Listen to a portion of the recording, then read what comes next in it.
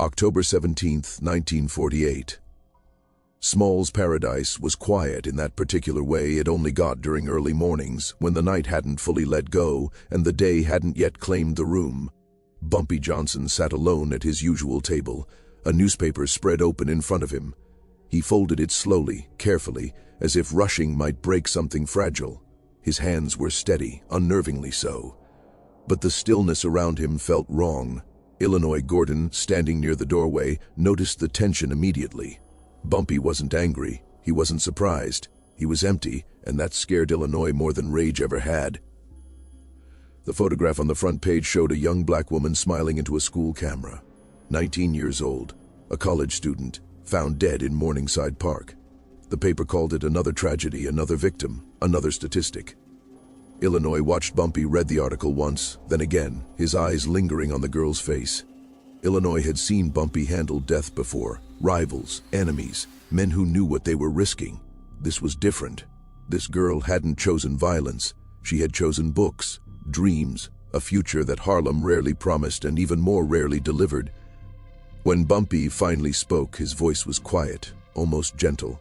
He said the girl was going to be a doctor. He said it like a fact that mattered, like something the world should have protected. Illinois nodded, unsure what to say. Then Bumpy added one more sentence, one that changed the air in the room completely. He said that yesterday afternoon he had given her his umbrella. Illinois felt something cold settle in his stomach. He knew what that umbrella meant. It wasn't just an object, it was personal.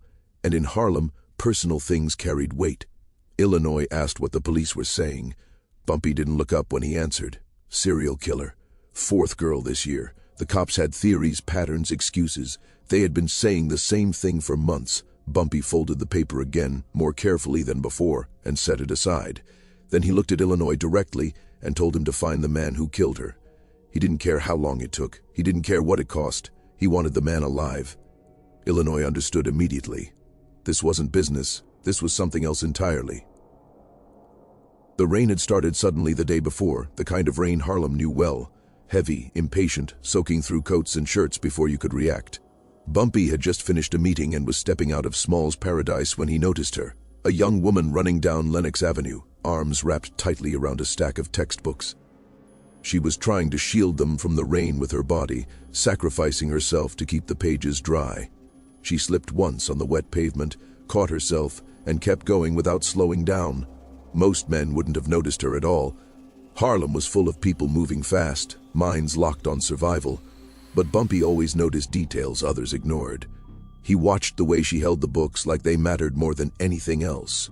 He watched the determination in her stride, the refusal to let a rainstorm derail her. Without thinking, he turned to Illinois and asked for his umbrella. Illinois hesitated. Everyone knew that umbrella never left the car. It wasn't about the cost, it was about what it represented. But Bumpy took it anyway. He stepped into her path gently, careful not to startle her. She almost collided with him, then stopped short, eyes sharp, alert in the way Harlem taught you to be. He told her books were getting wet. She glanced down, embarrassed, ink already bleeding through the pages. She tried to refuse the umbrella immediately. She said she'd be fine, that she just needed to get home. Bumpy smiled faintly and told her education cost more than silk. He placed the umbrella into her hands before she could argue further. She hesitated, torn between caution and gratitude. Taking things from strangers was dangerous, especially from men who looked powerful. But there was nothing threatening in Bumpy's voice or eyes, just certainty. She asked how she could return it.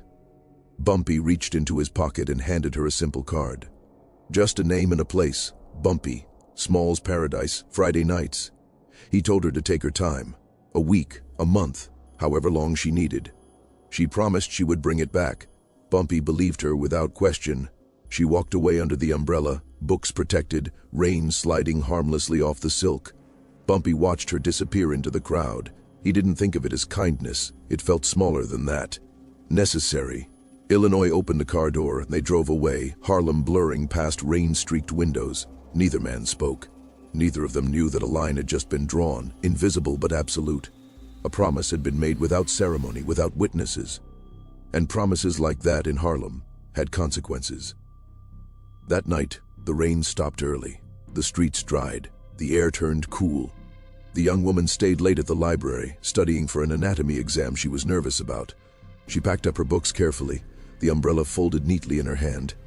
She planned to return it Friday night, maybe thank the man properly, maybe tell him how much that small act had meant. She took her usual route home, cutting through Morningside Park the way she always did. It felt safe, familiar, normal. Raymond Caldwell had been watching her for blocks. He had learned patience over months of hunting. He knew which girls walked alone, which ones were distracted, which ones were worth the risk. He had already killed 4 women. The police had noticed patterns, similarities, enough to know a serial killer was operating, but knowing and caring were 2 different things. In 1948, dead black women in Harlem didn't create urgency. Raymond relied on that indifference. It was his greatest protection. He followed her into the darker path between trees, waiting for the right moment. When he moved, it was fast and practiced, hands around her throat before she could scream. Her books fell, pages scattering across the ground. She fought back instinctively, clawing at his arms, his face, anything she could reach. Her fingernails tore into the back of his hand, deep enough to draw blood. Pain flared, sharp and unexpected, but he was stronger. He squeezed harder. Her world narrowed, then faded. When it was over, Raymond stood there for a moment, breathing hard, listening for footsteps. None came. He noticed the umbrella lying near her body, black silk smeared with dirt. He picked it up with his injured hand, blood soaking into the carved wooden handle, leaving clear smears behind. It was a nice umbrella, too nice to leave behind, too risky to keep. He walked several blocks north before throwing it into a trash can, convinced he had erased another trace of himself. The next morning, the newspaper lay on Bumpy Johnson's desk. The headline announced the murder like it was routine. Another body, another failure. Bumpy read the article slowly, every word landing heavier than the last. Illinois stood near by, already knowing what was coming. When Bumpy finally spoke, he didn't raise his voice. He said her name out loud. He said her age. He said she was going to be a doctor. Then he told Illinois to get everyone, every man, every favor, every debt. Harlem was going to move. Within 30 minutes, the neighborhood shifted. Dealers stopped selling. Lookouts left their corners. Bartenders listened more than they talked. The message spread without phones, without announcements. Bumpy Johnson was hunting a killer, not a rival, not a business problem. A man who had killed a girl Bumpy had shown kindness to. That distinction mattered. Fear traveled fast, but purpose traveled faster. People who had never cared about police investigations suddenly cared very much about staying alive. A sanitation worker found the umbrella later that morning. It sat on top of the trash, too clean to belong there. He almost took it home until he saw the blood on the handle. He had read about the murder. He knew where the body had been found. Something about the umbrella felt wrong. He reported it. The call moved quietly, carefully, until it reached a police officer who recognized the initials carved into the wood. Instead of calling his captain, he called Small's Paradise. Bumpy held the umbrella in his hands, like it weighed more than it should have. The dried blood told a story without words.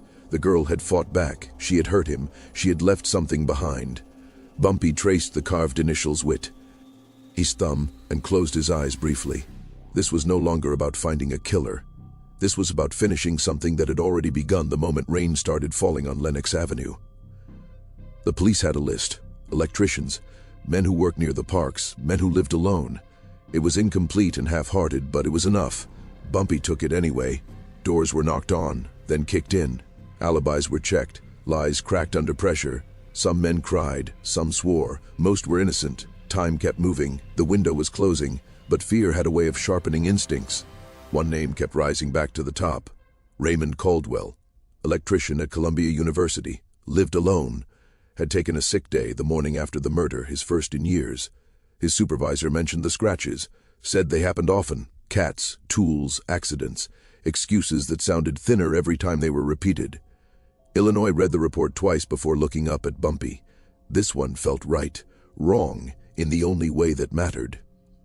They went to Raymond's apartment just before dawn. No knocking, no warning. The door came down hard. Raymond woke to guns and hands dragging him out of bed. Fear stripped away his composure instantly.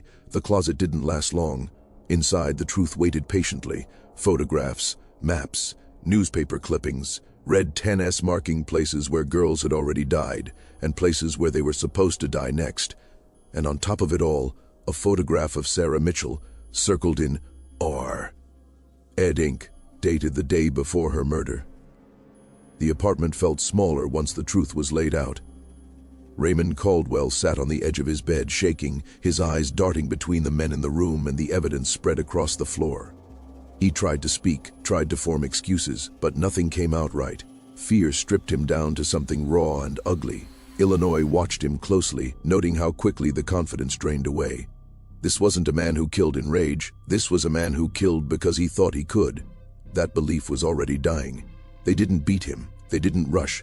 They let the room do the work. Every photograph stared back at him. Every newspaper clipping reminded him of what he had done. When Illinois picked up Sarah's picture and asked when he had taken it, Raymond's mouth opened and closed uselessly. The date written in the corner answered for him. The day before she died. The day before Bumpy Johnson gave her his umbrella. That coincidence settled heavily over everyone in the room. They wrapped his hands before taking him outside, not to protect him, to preserve what mattered. The scratches on his left hand were still red, still healing. Sarah had fought harder than the others. That detail mattered more than anything else. In the car, Raymond cried quietly, rocking back and forth, whispering apologies to no one. Illinois stared out the window as Harlem passed by, already knowing this would not end quickly or mercifully. The warehouse in Brew. Klin sat far from busy streets, surrounded by water and silence. It was the kind of place things disappeared. Raymond was tied to a chair in the center of the open space, his breath ragged, his eyes wild. He begged, he promised cooperation, he asked for a lawyer. The words sounded hollow in the emptiness. No one answered him. Illinois stepped back as Bumpy Johnson walked in, coat buttoned, movements slow and deliberate. Bumpy didn't speak at first. He walked a slow circle around Raymond, studying him the way one might study a problem that had already been solved. The silence stretched until Raymond's breathing became the loudest sound in the room. When Bumpy finally sat down in front of him, his voice was calm, almost gentle. He asked Raymond if he knew who Sarah Mitchell was. Raymond nodded weakly, tears running down his face. Bumpy told him about the afternoon rain, about the books, about the umbrella. He described it all with unsettling clarity, as if replaying it in his mind. He told Raymond that Sarah had been planning a future, not thinking about death. He told him that she had trusted the world just enough to walk home. With every sentence, Raymond shrank further into himself, realizing that this wasn't interrogation. This was accounting. When Illinois brought out the umbrella, the room seemed to change temperature. The black silk was still stained, the carved handle still marked. Bumpy held it up and asked Raymond if he recognized it. Raymond nodded again, sobbing. Openly now. Bumpy placed it gently in Raymond's lap and told him that Sarah had been holding it when she died. He told him that the scratches on his hand were her last words. Bumpy explained the rules slowly, as if teaching a lesson meant to be remembered. 3 hours, 1 hour for every minute Sarah had fought to live. He said it without anger, without pleasure, just certainty. Raymond screamed then, the sound echoing off concrete walls, but it didn't change anything. The men in the room turned away. What happened next belonged to the warehouse and to memory. When it was over, the sun was rising over the East River. Bumpy stood at the open door, watching light spill across the water. Illinois approached him quietly and said it was done. Bumpy nodded once. He told Illinois to make sure no one ever found the body. Deep water, chains, finality. Illinois didn't ask questions. He never did. 2 days later, Sarah Mitchell's family received money, $10,000 in cash, delivered anonymously. No explanation, no name, just a short note saying her dream did not have to die with her. Her mother cried when she read it. Not because of the money, but because someone had seen her daughter as more than a headline. Someone had cared enough to act. The police officially closed the investigation weeks later. No suspects, no leads. Another cold case filed away. Raymond Caldwell's disappearance was treated the same way. A missing man, no urgency, no follow-up. The city moved on. Harl M. did not. People noticed the killings had stopped. They noticed the silence where fear used to live. At Small's Paradise, the umbrella was mounted on the wall behind Bumpy's usual table. No one touched it. No one asked about it. The older men understood. The younger ones learned quickly. It wasn't decoration. It was memory. It was a line drawn in silk and wood and blood. When Bumpy went to prison years later, the umbrella stayed. When he returned, older and heavier with time, it was still there. He never spoke about it. He didn't need to. Harlem remembered for him. The story traveled quietly, changing shape but never meaning. Years passed, streets changed, faces changed, but the rule remained. You didn't hunt the vulnerable. You didn't mistake silence for weakness, and you didn't forget that kindness once given carried weight. Sarah Mitchell never became a doctor, but she became something else, a turning point, a reminder, a life that mattered enough to stop something terrible. Her name lived on in classrooms, in scholarships, in stories told softly when the rain came down hard on Harlem streets. Time softened the edges of the story, but it never erased it. In Harlem, memories didn't disappear so much as they settled into the walls, the sidewalks, the way people carried themselves. The killings stopped, and that absence became its own presence. Women noticed first. Walks home felt different, quieter, not safer in the way newspapers described safety, but steadier, like something hostile had been pushed back just far enough to breathe. The umbrella became part of that quiet. It hung where it could be seen without being announced, black silk dulled by years of smoke and light. People lowered their voices near it without realizing why. New faces asked once, maybe twice. Older men answered with looks, not words. Some things weren't stories meant for repetition, they were lessons meant to be absorbed. Bumpy Johnson didn't talk about that night, not to annoy, not to anyone. He went on with his life the way men like him always did, carrying weight without showing it. But those who watched closely noticed small changes. He walked slower. He listened longer. When rain came, he paused by windows more often than before, eyes following people hurrying through it. Illinois Gordon stayed close. Loyalty had brought him to Bumpy, but something else kept him thereafter. He understood that what had happened wasn't justice in the way courts defined it. It was something older, rougher, shaped by neglect and necessity. He didn't defend it. He didn't deny it. He just carried it. Years later, when Illinois was older and Harlem felt less familiar, he still remembered the sound of that warehouse at dawn. Not the screams, the quiet afterward, the moment when something broken had finally stopped breaking other things. That quiet stayed with him longer than anything else. Sarah Mitchell's family didn't speak publicly. They didn't need to. The money changed things. Air lives in practical ways, but it didn't replace a daughter, a sister, a future imagined around kitchen tables. What it did give them was proof that Sarah hadn't vanished unnoticed, that someone had seen her, valued her, and refused to let her be forgotten. Her younger sister grew into adulthood carrying that knowledge carefully. She never romanticized what happened. She didn't need legends. She became a teacher because it felt right, because education had mattered to Sarah, because it still mattered in Harlem. Each year she told her students that their lives counted, even when the world acted like they didn't. The scholarship bearing Sarah's name moved quietly from year to year. No ceremonies, no press, just envelopes, forms, opportunities. Young women stepped into classrooms and labs that had once seemed unreachable. Some struggled, some succeeded. All of them carried a piece of a promise made in the rain long before they were born. Small's paradise changed hands more than once. Music styles shifted, crowds aged out and in, but the umbrella stayed. When renovations came, walls moved around it instead of through it. Managers learned quickly that removing it wasn't an option, not because of superstition, because of respect. There were always skeptics, people who said the story had grown too neat, too symbolic. They asked if it really happened that way, if one umbrella could carry that much meaning. The answer depended on who you asked. Facts blurred with time, but outcome didn't. 4 murders stopped.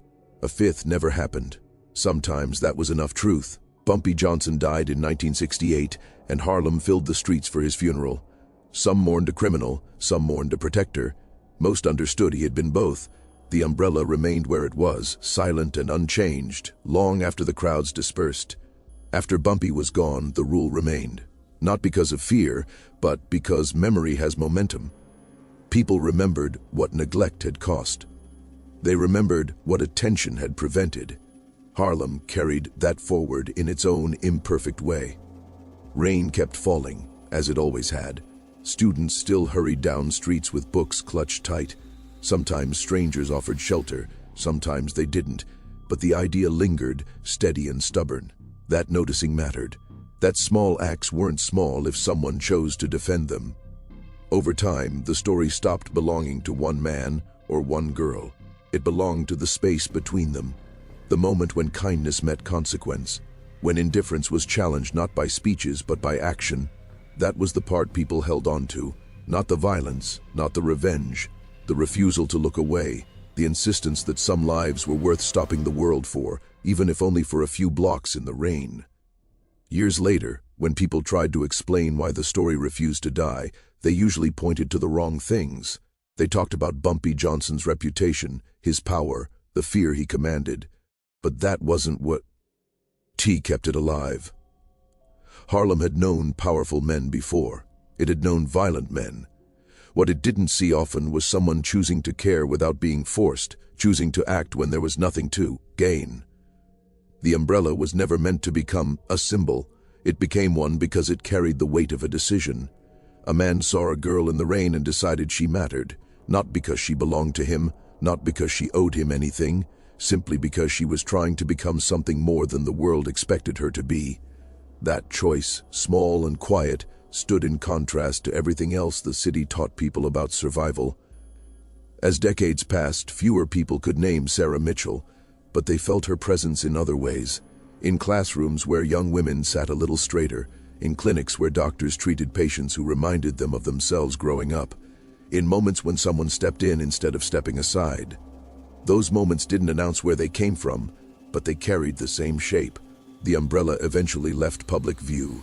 Small's paradise closed for good, buildings were sold, walls came down, but those who knew insisted it wasn't thrown away.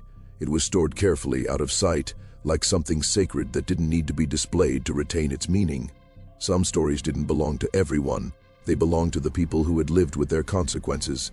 Old men sitting on stoops still told younger ones to pay attention, to notice who was struggling, to understand that ignoring harm was a choice, even when it felt like neutrality. They didn't always mention Bumpy. They didn't always mention Sarah. They didn't need to. The lesson stood on its own. Sarah Mitchell's life ended in violence, but it did not end in silence. That distinction mattered. Her fight left marks. Her memory left direction. She became proof that even when systems fail, individuals can still draw lines. That even when protection comes too late, it can still prevent the next harm. The city moved on, as cities always do. New fears replaced old ones. New injustices demanded attention. But the core truth remained buried beneath the noise. Power without conscience destroys. Conscience without action is forgotten. But when the two meet, even briefly, they can change the course of things. And so the story closes the way it began. With rain. With someone walking quickly, books held close, trying not to lose what matters. Somewhere nearby, someone else notices. And for a moment, the world shifts. Just enough. That is how Sarah Ann Mitchell is remembered. Not only for how she died, but for what her life set in motion. A reminder that dignity does not need permission, that protection does not need applause, and that sometimes the most important line in a city is drawn by a single act of kindness, quietly defended and never forgotten. The story, once finished, didn't demand belief. It didn't need witnesses or records or official confirmation. It survived because it fit too closely with how Harlem understood the world. People knew what neglect looked like. They knew what happened when the powerful chose not to see. And they knew what it felt like, even briefly, when someone did. Children growing up years later heard fragments of it without realizing they were connected. Warnings about walking alone, reminders to look out for one another. Quiet instructions about which streets felt different after dark and why. None of it came with names attached. It didn't have to. The meaning traveled better without them. For those who had lived through that time, the memory never felt distant. It sat close, like an old scar that didn't hurt anymore but never quite disappeared. They remembered how fast the neighborhood had moved when the call went out, how quickly indifference had been replaced by attention. That shift mattered more than the ending. The umbrella, wherever it rested now, no longer needed to be seen. Its work was finished. Objects only carry meaning as long as people remember why they mattered. And Harlem remembered, not every detail, not every name, but the reason. Sarah Mitchell's life was brief, but it wasn't small. She existed at the intersection of effort and hope, and that alone was enough to leave a mark. She didn't need to become a doctor to matter. The fact that she was trying was already an act of defiance in a world that expected less. People often ask what justice looks like. Courts give one answer. History gives another. Harlem gave its own. Justice sometimes was simply making sure the harm stopped, simply making sure the silence didn't continue, simply refusing to let another name be added to a list no one cared to finish. In the end, the story didn't belong to Bumpy Johnson or to the man who vanished. It belonged to the choice made in the rain and the refusal to let that choice be erased. It belonged to the idea that attention could be an act of protection, and that protection, once given, demanded to be honored. That idea outlived everyone involved. It moved quietly through generations, reshaping behavior in ways no one could fully measure. Fewer headlines, fewer funerals, more moments where someone intervened instead of walking past. And so, when the rain comes down hard in Harlem, and people hurry with their heads lowered, there is still a chance, small but real, that someone notices, that someone steps in, that someone decides again that a life in front of them matters. That is how the story truly ends, not with what was done in the dark, but with what continues in the light. A city that remembers, a kindness that refuses to fade, and a promise made once that never really stopped being kept.